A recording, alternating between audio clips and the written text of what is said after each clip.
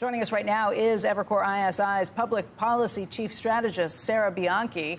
And Sarah, this is a pick that took longer than many of the other top cabinet positions. It seemed that there was infighting that kind of broke out into the public eye.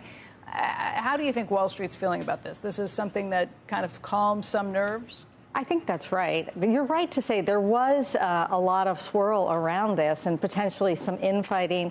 And then I also think there was this tension, and there always is this tension in Trump world, between tariffs and some of the immigration agenda that people express economic concerns about, and a market-friendly Treasury Secretary of the likes that we've seen for the last a few rounds from different administrations. So I think the market's really relieved to see this pick. You see it in lower Treasury rates. Absolutely, today. We're watching it across the board. The 10-year at 4.36 after elevating close to 4.50 last week. The idea from the markets is not that tariffs are not going to be an issue, but maybe they're manageable. Maybe it's more of a negotiation tool. Maybe there is a deal that can be done with some of our partners internationally. I think that's right. That's certainly his approach. But I'm waiting to see how the overall economic team shakes out. Because if you remember last time, we had Secretary Mnuchin in Trump 1.0, and I think some similar kind of ideas from him. But we also saw Lighthizer at USTR, and we saw China tariffs on average go up from 3% to 10%. So I think we're going to have to watch that mix. We understand that President Trump likes to have all those different viewpoints arguing in front. So I think the markets should be optimistic about this pick, but they also should wait and see how the dynamics really play out. So what would be dynamics that would be concerning for Wall Street?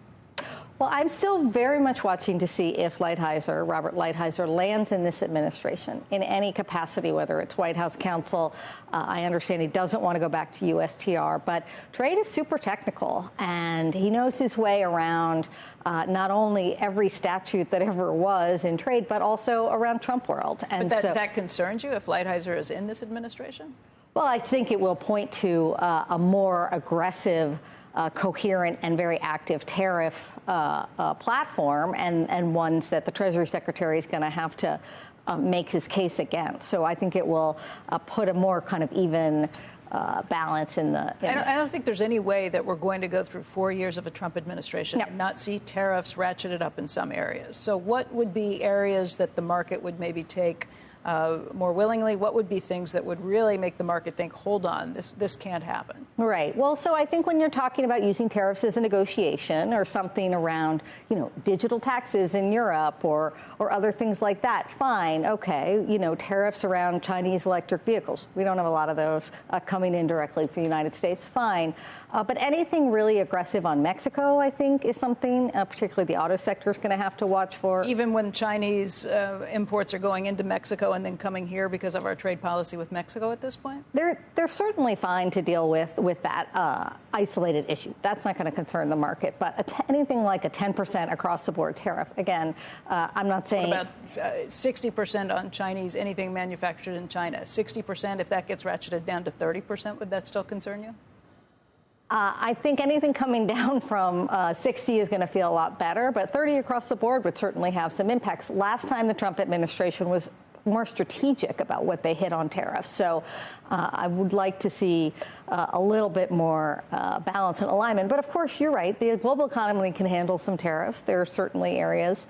Biden got at that a different way with export controls and investments and actually some pretty targeted action on Chinese EVs coming through Mexico.